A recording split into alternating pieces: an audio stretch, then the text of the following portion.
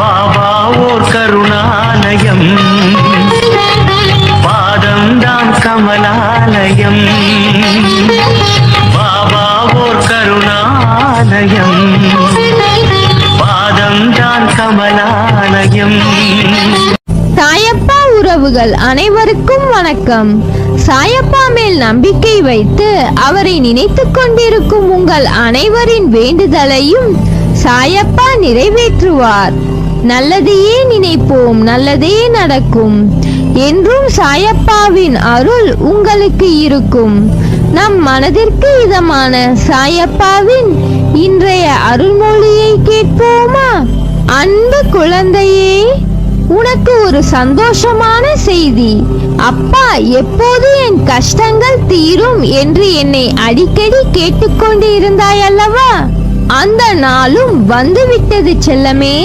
இனி நீ மகிழ்ச்சியாக வாழப்போகிறாய். இனி உன் வாழ்க்கை சொர்க்கமாக மாறும். உன் உறவினர்கள் உன்னை மதிப்பார்கள்.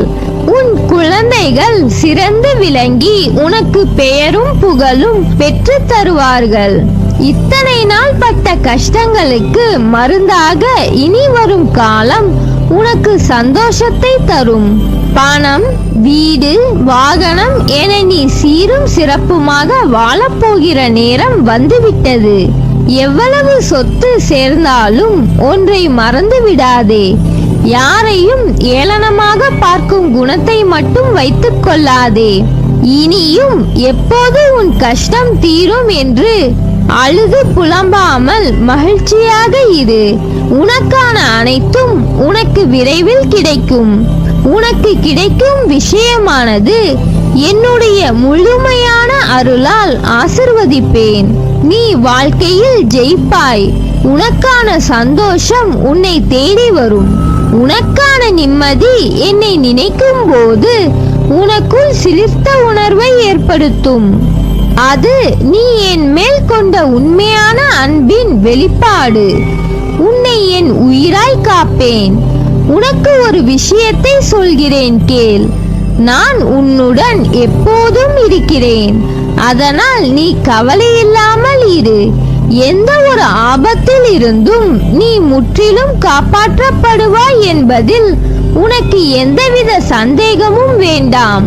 ஒவ்வொரு வினாடியும் நான் உன்னுடன் இருக்கிறேன். தேவையில்லாமல் வருத்திக் கொள்ளாதே. நீ உன் வாழ்க்கையில் தத்தளித்துக் கொண்டிருக்கிறாய் என்பதை நான் அறிவேன். உன்னை என் கரம் கொண்டு இறுக பிடித்து காப்பாற்றிக் கொண்டிருக்கிறேன். இன்னும் சில நாட்களில் அனைத்தும் மாறும். உனது எண்ணங்கள் அனைத்தும் நிறைவேறப் போகிறது. எல்லாம் தவறாக நடக்கிறதே, என்ன செய்வது என்று நினைக்காதே. நிதானமாக யோசித்து செயல்படு. அவசரப்படாமல் பொறுமையாக இரு. உன்னை விட்டு யார் விலகினாலும் அதையே நினைத்து கவலைப்படாதே. எல்லாம் நன்மைக்கே என்று எடுத்துக்கொள். யார் உன்னை வெறுத்தார்களோ, யார் உன்னை உதாசீனப்படுத்தினார்களோ, யார் உன் நம்பிக்கையை கெடுத்தார்களோ அவர்கள் முன் நீ வளர்ச்சி அடைந்து உன் வாழ்வில் வெற்றி பெற போகிறாய். அவர்கள் உன்னை பார்த்து அசந்து போவார்கள். உன் வளர்ச்சியை பார்த்து வாயடைத்து போவார்கள். இப்படிப்பட்ட திறமை மிகுந்த உன்னையா உதாசீனப்படுத்தினோம் என்று வருந்துவார்கள். கவலைப்படாமல் இரு. நான் இருக்கிறேன். உனக்கு வரும் அனைத்தையும் நான் ஏற்பேன். என் அனுமதி இல்லாமல் எதுவும் நடக்காது. அதனால் கலங்காதே. வரும் துன்பங்கள் அனைத்தும் பொடி பொடியாக போகிறது. உன் மனம் தெளிவாகும். இழந்ததை மீண்டும் பெறப்போகிறாய். என் செல்ல பிள்ளையான உனக்கு குறைகள் ஏற்படாமல் பாதுகாப்பேன். உனது வாழ்க்கை வண்ணமயமாக போகிறது. உன்னை ஒவ்வொரு நிமிடமும் கவனித்துக் கொண்டிருக்கிறேன். எதற்கும் பயப்படாதே. என்று நீ என்னை தஞ்சமடைந்தாயோ அன்று முதல் இன்று வரை பாதுகாத்துத்தான் வருகிறேன்.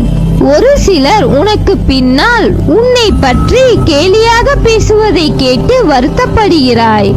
ஒன்றை நன்றாக புரிந்து கொள். அவர்கள் விமர்சனம் செய்யும் காரணம் தெரியுமா?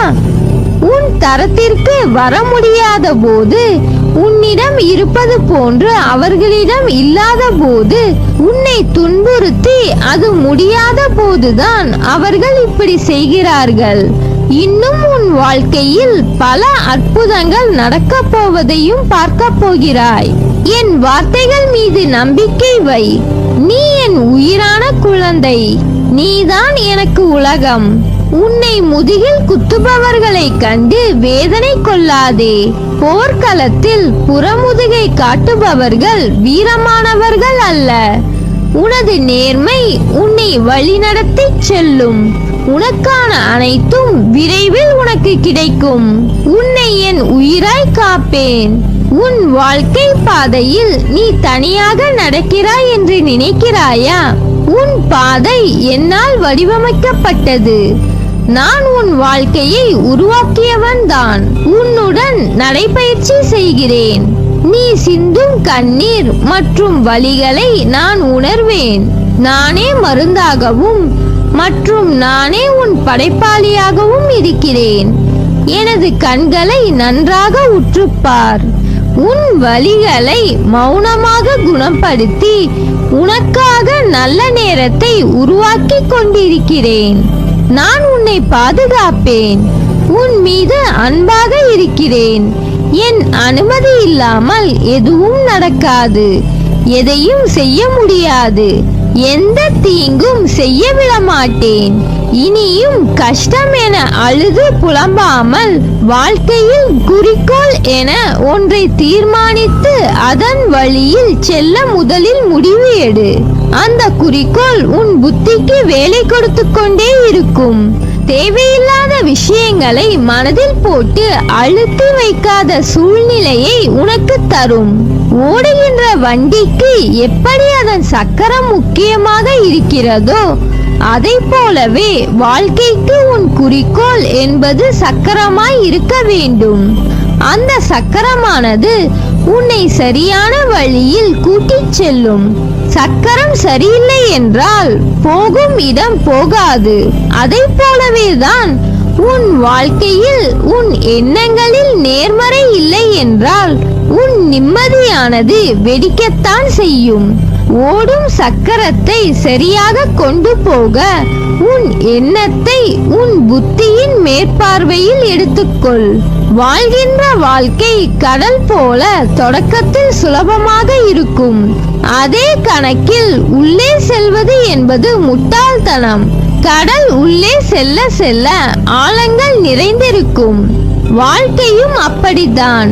கடல் ஆரம்பம் எது, முடிவு எது என எல்லைகள் இல்லாதது. அதை போலவே தான் வாழ்க்கையும். இந்த தோல்வியில்தான் என் வாழ்க்கை ஆரம்பிக்கிறது என்று நினைத்தால் நாளைய வெற்றி என்ற பொக்கிஷத்தை கிரீடமாய் உன் தலையில் நீ சூடிக்கொள்ளலாம். உன் குணங்களில் இருந்து உன்னை சார்ந்த அனைத்திற்கும் இது பொருந்தும். இதுவே இந்த தோல்விதான் என் வாழ்க்கை என நீயே முடிவு செய்துவிட்டால் உன்னால் தாண்டி செல்ல முடியாது. என்னை நினைக்கின்ற உன் இதயத்தில் எத்தனையோ கவலைகளும் எதிர்மறைகளும் நிறைந்துள்ளது. நடப்பவை எல்லாம் என் பார்வையில்தான் நடக்கிறது. நடப்பவை எல்லாம் நல்லதற்கே என்று பொறுமையுடன் நம்பிக்கையாய் இரு. நிச்சயம் உன் வாழ்க்கை வண்ணமயமாய் மாறும். நல்லதே நடக்கும். நீ என் பரிபூர்ண அருளும் ஆசிர்வாதமும் அன்பும் பெற்ற என் செல்ல பிள்ளை.